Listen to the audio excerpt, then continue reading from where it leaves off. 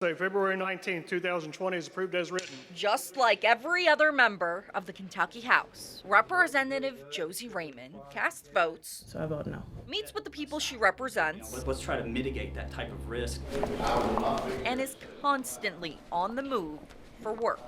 But she does it all with a newborn at her side. But who doesn't love seeing a baby in the middle of their workday? This is Faye. She's 5 weeks old and does exactly what you would expect from a little baby. She'll be doing some tummy time. She'll have a bottle every few hours, and hopefully we'll get a full diaper. That feels so much better. But she does it all at the Capitol, so Mom can work. We're really figuring it out. You know, I'm the first woman to give birth while serving in the Kentucky State House. And so it's cool to be a historic first, but there's no one to really guide me in terms of how to navigate it and how to pull it off. Hey, baby. But they are pulling it off. On the 4th floor of the Capitol, they were given a room for Faye's things. We've got our pack and play and our mat and our diaper changing area, and we're doing just fine up here on the 4th floor. When Representative Raymond is up here with Faye, in between diaper changes and playtime, she keeps an eye on televised committee meetings. And when possible, she takes Faye with her to go do other tasks, like meet with constituents. You need to go forward on that side, or you can try to build a culture within a building. But one thing we took out that And listen to debate on the House floor.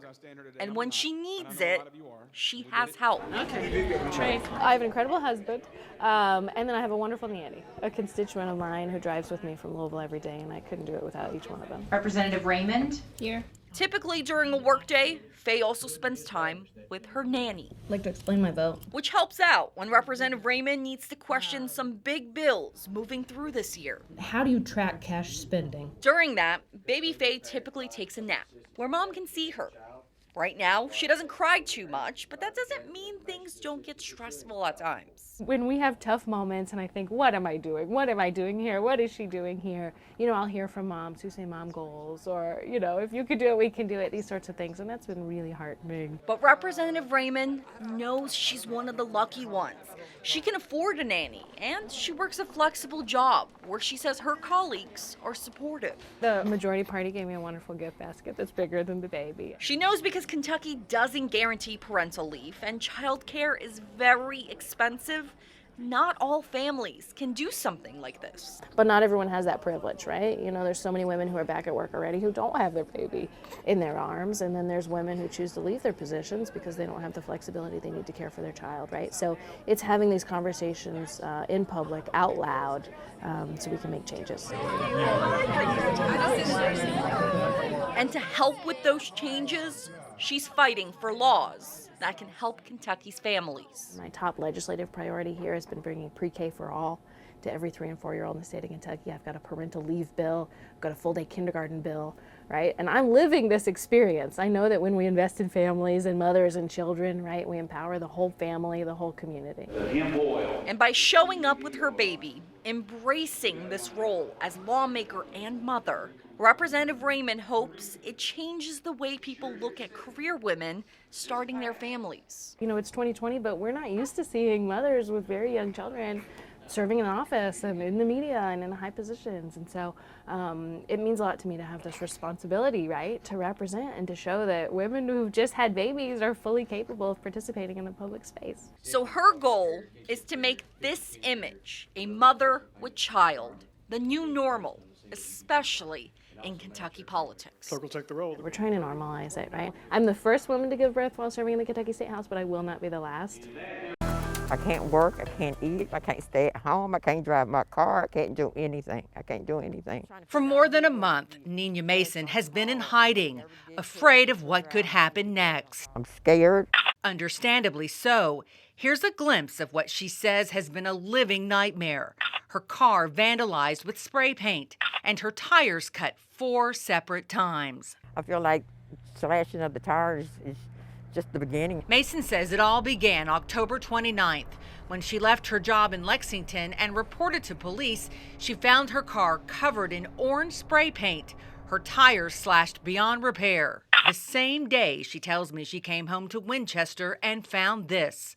her entire apartment doused in bleach. I don't deserve this. In this report taken by the Clark County Sheriff's Office, a deputy documented damage to 2 couches and a love seat, as well as damage to radios, TVs, VCRs, and other electronics. In the report's narrative, the deputy wrote that Mason told him someone she knew poured bleach on all her furniture, bedding, and clothing, and punched holes in both of her large screen TVs. I have no clothes, no furniture, no TVs, and everything. Everything is gone. After filing police reports in Lexington and Winchester, Mason got this court-issued domestic violence order ordering her ex-boyfriend to stay away. No contact, period. Every time I hear a noise, I think it's him outside. On November 18th, Mason says she told the Clark County Sheriff's Office and the county attorney that her tires were vandalized again, this time outside her Winchester apartment. I'm scared I'm going to die. In a report taken by another sheriff's deputy, Mason alleged that her ex could have caused the damage. She says earlier that morning, a neighbor's camera caught this video of someone walking to her car, bending down near her tires. And 2 nights later at her apartment, Mason claims the neighbor's camera captured a person walking to her car again and hovering around the sides of it. She filed another police report alleging the same individual slashed all 4 tires on her silver 2017 Toyota Camry. No one has been charged in either incident. I don't understand why I can't get any help, why I have to keep paying for tires. Mason thought for sure the first video from her neighbor's camera would convince authorities she was in danger, but says the Clark County attorney told her the video wasn't clear enough to identify the person. No charges were filed. We asked him about it. I still have guidelines and protocol to follow. I can't tell from looking at the video, even really and truly, I couldn't say for sure that I know the gender of the person portrayed in the video. We also talked to Clark County Sheriff Burl Purdue, who told us the cases are still open. He said he considers Mason's ex a person of interest. I can't keep doing this. I can't live like this. We called the Clark County Sheriff's Office to tell them Mason was afraid for her safety and had questions ourselves about the domestic violence order against her ex. A deputy looked into the matter, and so did we.